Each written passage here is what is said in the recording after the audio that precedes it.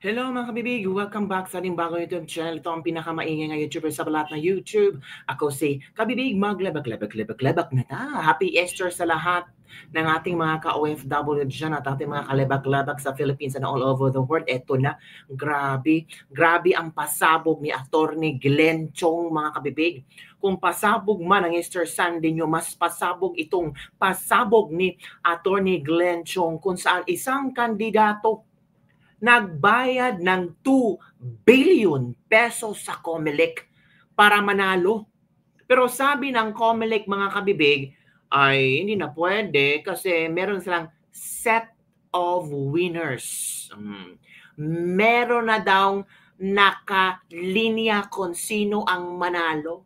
Kaya itong kandidatong ito ay ang tawag ito, nag-retrieve, hindi na siya kumandidato. Naku, sino kaya itong sinasabi ni Attorney Glenn Chong? 2 billion pesos para lang manalo, tapos late na siya kasi meron na daw set of winners ang COMELEC. Hala ka mga kabibig. It means reliable source, or baka itong kandidatong ito ang nakausap ni Attorney Glenn Chong, or baka itong kandidatong ito ay nagsumbong kay Attorney Glenn Chong na totoo yung mga pasabog mo Attorney Glenn Chong sa COMELEC. Kasi nga ako, gusto ko sanang bayaran ng 2 billion ang COMELEC pero hindi na pwede kasi meron ng mananalo. Nako mga kabibig. So eto yung pasabog ni Attorney Glenn Chong. Kagabi meron silang ginawang live mga kabibig at shocking revelation. So ito kabibig, makinig tayo ha. Release as early as possible. Attorney, one last question. Yes. Sadali lang. Okay. Yeah. Before I will answer your question. Yeah. Ito yung ibilin ko sa inyo. I guess you know who this candidate is, pero hindi ko lang pangalan. Nag-offer siya ng 2 billion to win the elections. Pero, ni-refuse siya ng COMELEC dahil meron na silang set winner. So, ginawa niya, nag-withdraw. Kasi hindi naman siya mananalo kahit anong So, itong kandidato ito, hindi natin alam kung national or local, magbabayad sana siya ng 2 billion pesos sa COMELEC. Nag-refuse ang COMELEC. Hindi pwede. Kasi bakit? Meron ng set of winners ang COMELEC. Uy, totoo kaya ito kabibig? Grabe. COMELEC, you have to answer these allegations from Attorney Glenn Chong. Kasi kung malalaman ito ng sambayanang Pilipino ay talagang maka-question kayo ng sambayanang Pilipino. Maka-question ng kredibilidad at credibility. At the same time, yung tawag ito, kredibilidad ng mananalong winners. Nako. Gagawin niya. So discover who that candidate is. Wow. Tulong mo na lang, attorney. Grabe, attorney, the way they've perverted our electoral process at paano nila binabago. Hala, grabe. Again nga. Para maparelease ko as early as possible. Attorney, one last question. Yes. Sadali lang. Okay. Yeah. Before I will answer your question. Yeah. Ito yung ibilin ko sa inyo. I guess you know who this candidate is, pero hindi ko lang pangalan. Naku, Nag-offer siya ng 2 billion to win the elections. Pero, ni-refuse siya ng COMELEC dahil meron na silang set winner. So, ginawa niya, nag-withdraw. Kasi hindi naman siya mananalo kahit anong gagawin niya. Tama. Hindi naman nanalo ang politikong ito or tumatakbong ito kahit ano pang gagawin niya. So, it's a waste of money. Diba? It's a waste of campaign money na tatakbo pa siya, alam naman niyang may mananalo na, mag-withdraw na lang. Hala, sino kaya ito kabibig na sinasabi ni Attorney Glenn Chong na isang kandidato nag-withdraw after nag-refuse ang COMELEC kasi nag-offer itong kandidato ito ng 2 billion pesos para lang manalo. Pwede pala yun mga kabibig. Babayaran mo lang ang COMELEC, mananalo ka na. Ano, what's the use of our right to vote? Parang ginagago tayo kung ito man totoo ito mga sinasabi ni Attorney Glencho. Nako, Comelec, maglabas kayo talaga ng official statement hinggil dito na sino itong politikong ito na nag-offer ng 2 billion para manalo pero nag-refuse ang Comelec kasi sinasabi ng Comelec na meron ng set of winners. Hala ka, my goodness.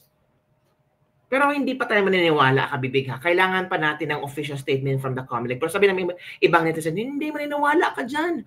Kasi hindi naman yan ipapasabog ni Attorney Glenchon kung wala siyang basihan, wala siyang dokumento, wala siyang ebidensya, or di kaya itong politikong ito ay nakausap ni Attorney Glenchon. Diba? Gago naman ito si Attorney Glenchon na magpasabog ng isang malaking kahihiyan ito sa Comelec. Diba? Of course, meron talaga niyang nakausap si Attorney Glenchon, mga kabibig. Uy, Diyos pro Santo, Easter Sunday, ito ang ating malalaman. Sabi ng iba, fight Attorney Glenchon, ilaglag mo ang baho ng Comelec na yan. Paano yan, mga kabibig? Dayaan pala itong election coming, sabi ng ilang netizen. Boboto pa ba tayo? Uy, wag, boboto tayo, mga kabibig. Ipakita natin ang boses ng sambayanang Pilipino, kahit pilit nilang dayain man, ay lalabas pa rin ang totoong panalo. Diba mga kabibig? Kawawa ang sambayanang Pilipino. Kawawa ang Pilipinas.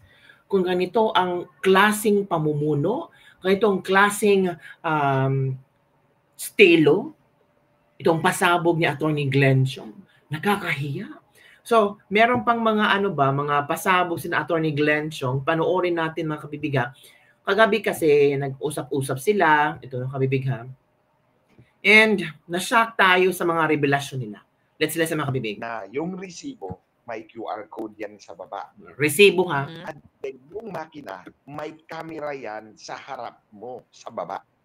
Pwede mong ipabasa ang QR code doon sa camera at lalabas on the right side of the screen yung content ng QR code.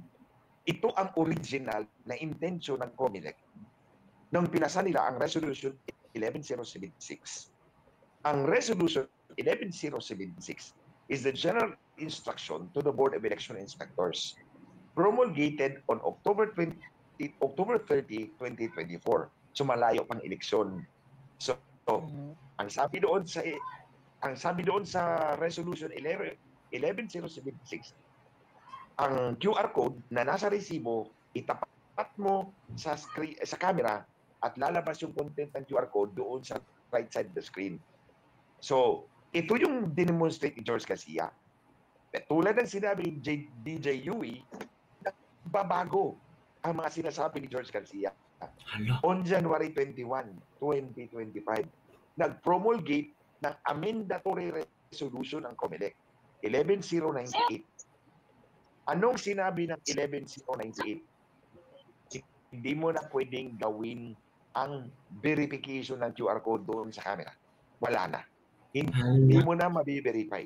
In other words, binawi ni George Garcia yung kanyang promise. Binawi ng Comelec yung kanilang instruction. Binawi at hindi na pwedeng i-verify ang QR code doon at hindi mo na makita sa screen kung anong laman ng QR code. Kaya nga yan ang patunay na dadayain talaga yung eleksyon natin because they also did that in 2010 and 2013. Noong 2010, and this is discussed in the video extensively, may BEI keys with which to sign the digital signature. December 29, 2009, yun ang instruction ng Comelec. Pirmahan nyo ng digital signature ang resulta. March 4, 2010, 2 months before the elections, binago ng Comelec. Huwag nyo nang pirmahan ng digital signature ang resulta. This is exactly what is happening now. Pattern yan eh. Pattern yan. Siniset na nila na hindi tayo makakakuha ng ebidensya because gagawin nila to. And this is the second point na gusto kong doon sa kay sinabi ni DJ Dewey. na wala pa tayong ebidensya tungkol sa diyan, meron. Just watch the video. DJ, just watch that video that I'm going to show you because yung ebidensya pinapakita kong smoking gun ay galing sa House of Representatives Electoral Tribunal. Binuksan yung mga balota, pinilang at hindi nagtugma. Hindi nagtugma ang mga balota at boto na nireport ng makina at ang mga shades na nandun sa balota. Kaya nga, matibay ang ebidensya ko, matapang kong inaakusahan ng COMELEC ng dayaan dahil alam kong hindi nila kayang sagutin itong hawak kong ebidensya. Certified true copy ang mga dokumentong ito. Ito yung pang-finale ko doon sa video na to. Pero hindi ko pinakita lahat, isa lang. Pero mayroon pang 99, 98. At ito, recently, nabasa ko, and I'm sure you are aware, na ang European Union is sending a 200-man election monitor team.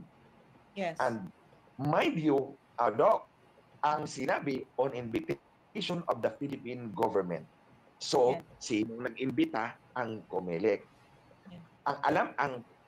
Knowing George Garcia, nakatrabaho ko yan with the Marcoses, knowing him, he's so insidious, he lives up to his reputation as an operator, insidious yung kanyang pamamaraan.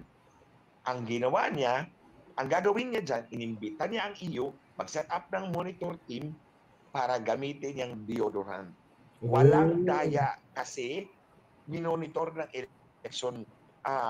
election monitors ng EU. Ito yung kanyang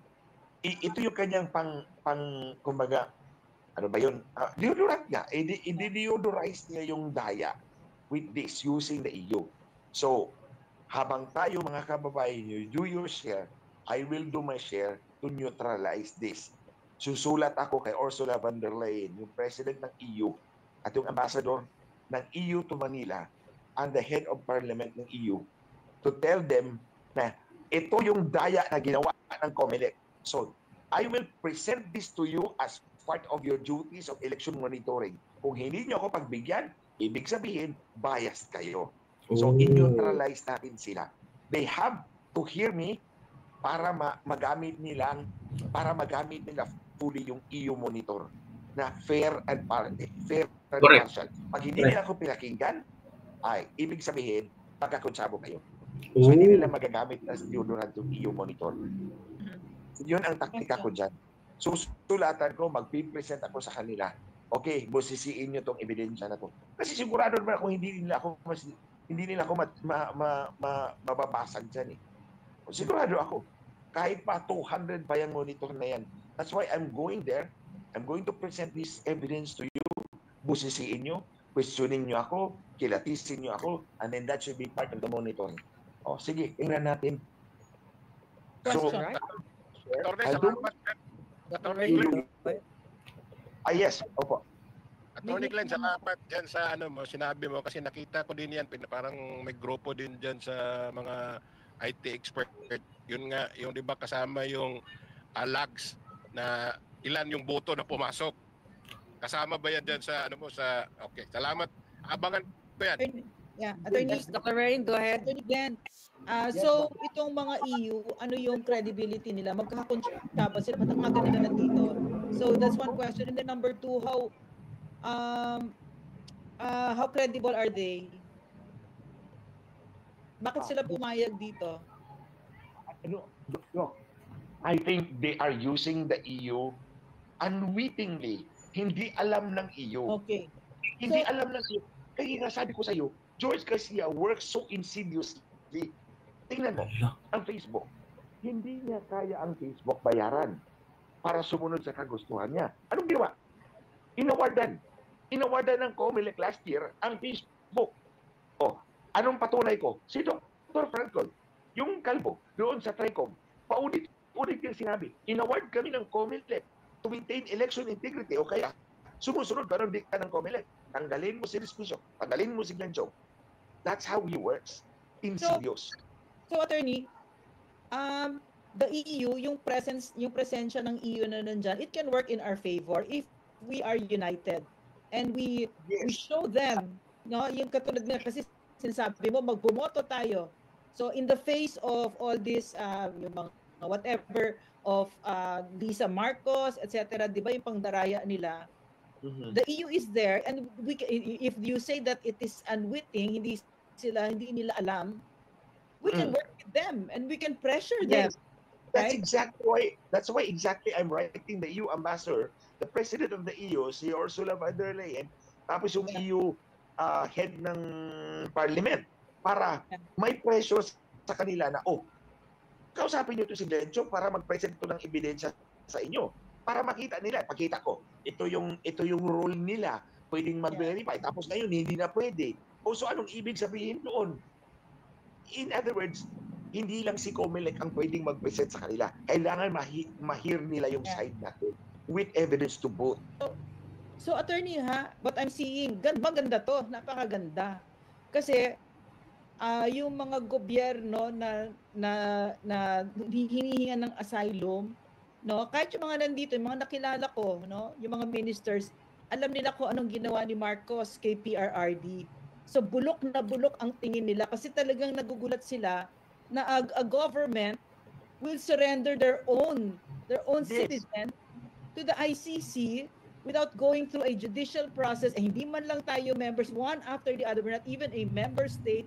So umaalingasaw ang baho ng Marcos administration ngayon sa buong mundo, plus the outpouring of love for PRRD and the enragement of the Filipino people against Bangag.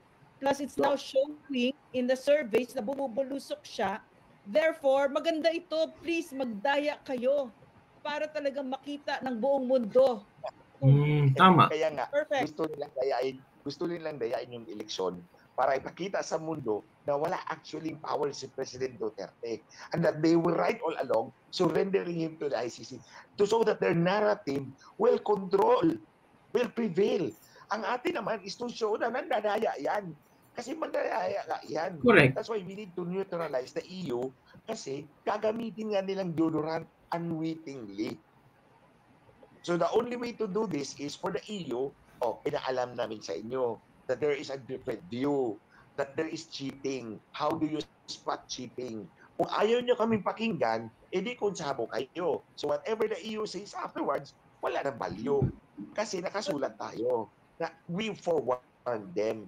Hindi na sila unwittingly used. They become wittingly used. Kung ganon man. Yeah.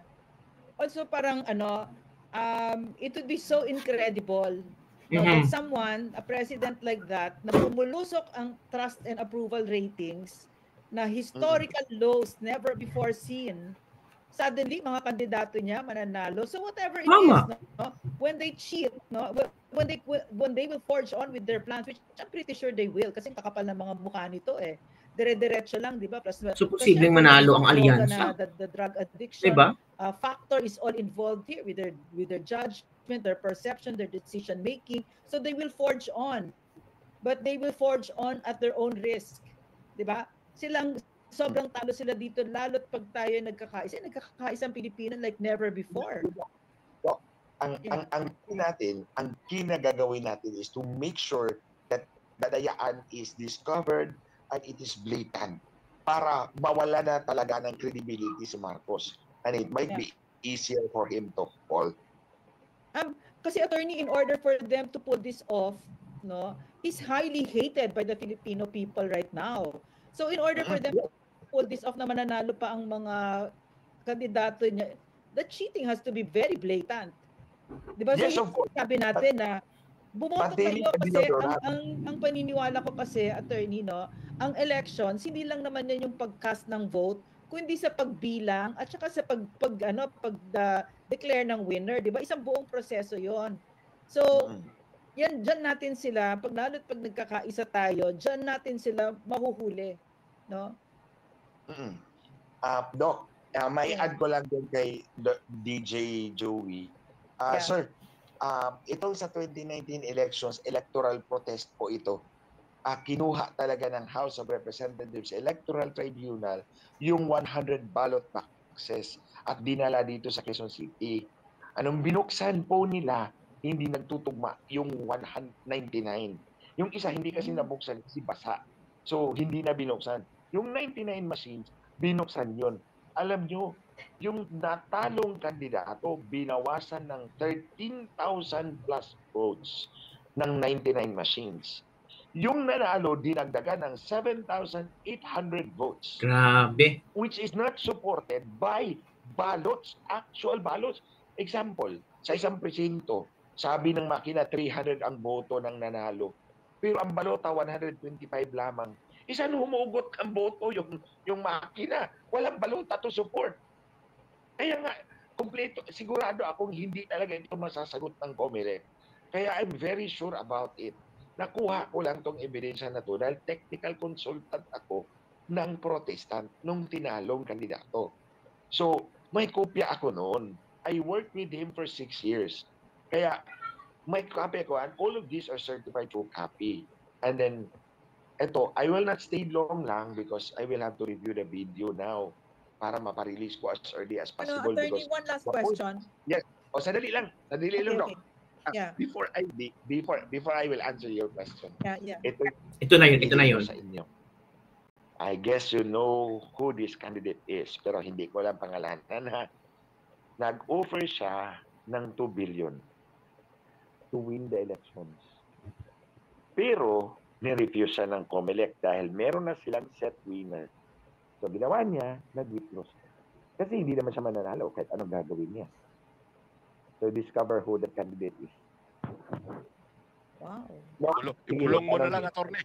Grabe, attorney, the way they've perverted our electoral process at paano nila binabago ang Pilipinas. Kaya nga, Doc, most of you do not know that there's one person fighting for everybody else. Hala. And I'm not even expecting anything from every one of you in return. So there you go, Kabibig. Narinig na natin, Kabibig, ang pasabog ni Attorney Glenn Chong.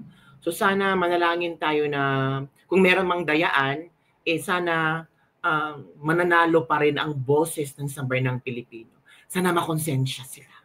Yun lang po, Kabibig. Don't forget to like, subscribe, and share this video para sa mga latest trending news na ating pag-usap-usapan. Bye everyone. See you next time.